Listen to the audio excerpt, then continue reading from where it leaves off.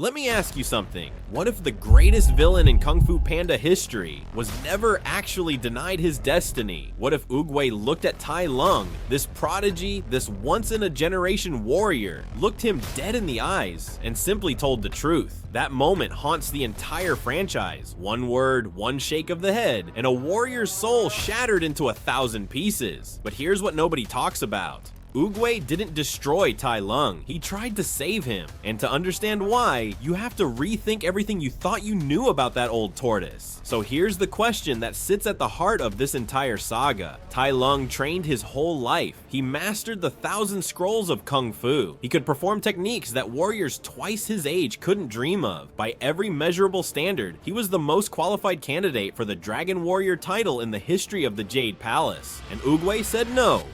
Not maybe, not yet, just no. Why? What did Oogway see that Shifu didn't? What did that ancient tortoise understand about the Dragon Scroll, about the title, about the very nature of greatness that made him look at perfection and call it unworthy?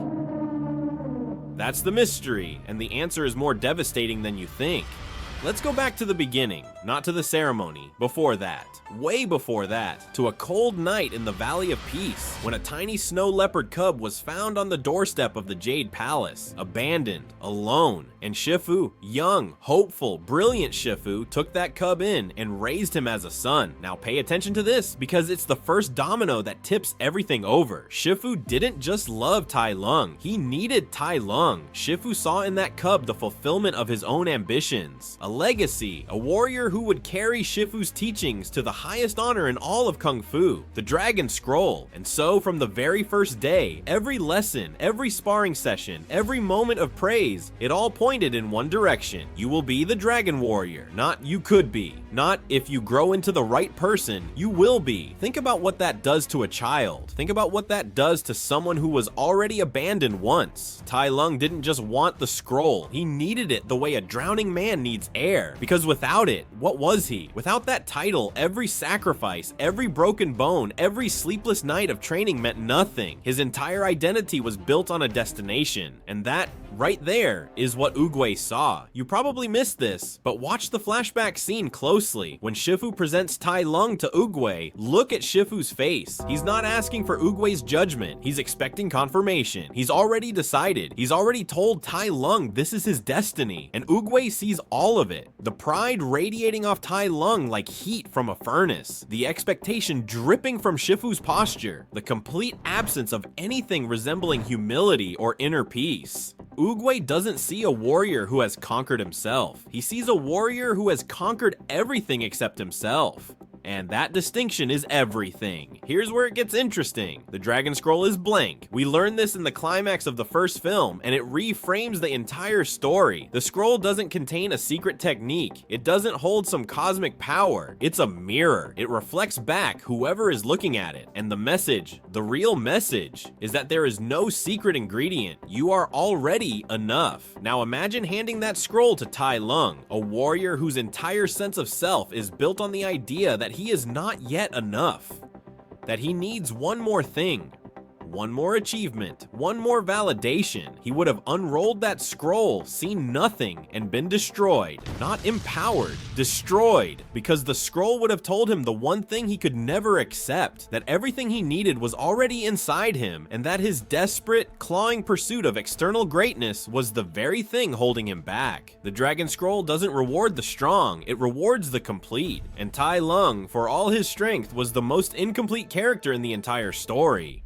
But Oogway's wisdom goes deeper than just reading Tai Lung's heart. Look at how Oogway understands Kung Fu itself. In the Kung Fu Panda universe, Kung Fu is not just combat, it's philosophy. It's a way of living in harmony with the universe. Oogway literally invented it by watching the flow of water, the stillness of mountains, the patience of trees. Kung Fu in its purest form is about balance, and balance requires something that Tai Lung never had, the ability to let go. Tai Lung could not let go of his need for approval. He could not let go of his need to be special, and most tragically, he could not let go of the wound of being told he wasn't enough. Every punch he threw was aimed at that wound. Every technique he mastered was a bandage over that emptiness. He wasn't fighting enemies, he was fighting his own reflection, and you cannot become the Dragon Warrior a title that literally requires you to be at peace with yourself. If you are at war with your own soul. Now, and I want to be fair here, there's a theory that floats around the fandom that deserves serious attention. Some people argue that Oogway actually created the villain, that if he had just given Tai Lung the scroll, everything would have been fine. Tai Lung would have gotten what he wanted, Shifu would have been proud, and the Valley of Peace would have stayed peaceful. In this reading, Oogway's rejection is the catalyst for everything that goes wrong. It's what breaks Tai Lung, it's what turns him into a monster, and honestly,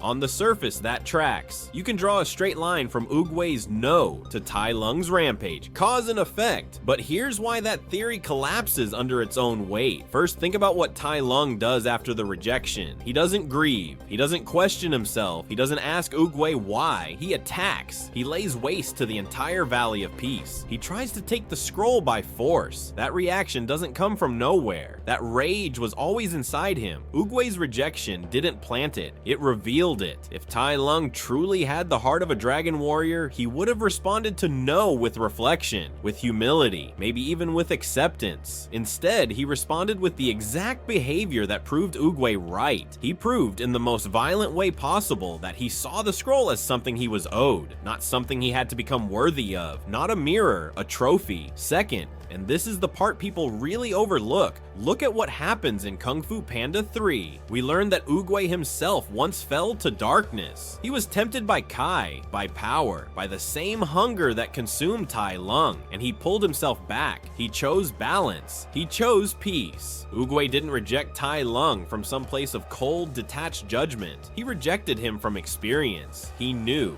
personally, painfully, what happens when a warrior with that much power is driven by ego instead of peace. He had seen it in himself. He wasn't punishing Tai Lung. He was trying to protect him from a path he knew led to destruction. The tragedy isn't that Oogway was wrong. The tragedy is that Tai Lung couldn't hear the warning. And that brings us to Po. Beautiful, ridiculous, dumpling-loving Po. The panda who fell out of the sky and into the middle of a destiny nobody expected. Why him? Why not one of the Furious Five? Why not Tigress, who trained almost as hard as Tai Lung? Because Po had the one thing no one else in that courtyard possessed. He had nothing to prove. Po didn't need the Dragon Scroll to feel complete. He was already complete. He was already full of joy, of wonder, of love for Kung Fu that had nothing to do with titles or glory. When Po opened that blank scroll and saw his own reflection, he didn't feel emptiness. He felt recognition. There is no secret ingredient. And he laughed. He got it instantly because he was never trying to fill a void. He was never running from the fear of not being enough. He was just Po, and that's exactly what the Dragon Warrior is supposed to be. Not the strongest, not the fastest, not the most technically perfect, the most whole. Tai Lung and Po are two sides of the same coin. One was given everything, talent, training, purpose, and it wasn't enough. The other was given nothing, no training, no lineage, no expectation, and it was more than enough. That's the thesis of Kung Fu Panda. That's what Oogway understood from the very beginning. Greatness isn't something you earn by accumulating achievements. It's something you find when you stop looking for it. Tai Lung spent his entire life reaching for a light at the end of a tunnel. Po was the light. He just didn't know it yet.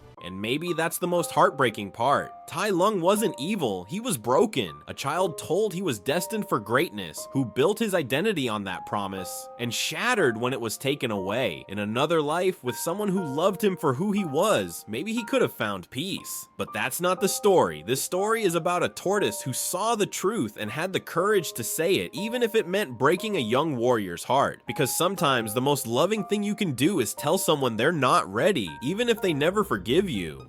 So was Oogway right to reject Tai Lung? Or should he have guided him differently? Was the failure Tai Lung's pride or Shifu's teaching? There's no clean answer. That's what makes this story extraordinary. Drop your take in the comments. And if this kind of deep dive makes you see animated movies differently, subscribe. I've got so much more to unpack, and trust me, we're just getting started.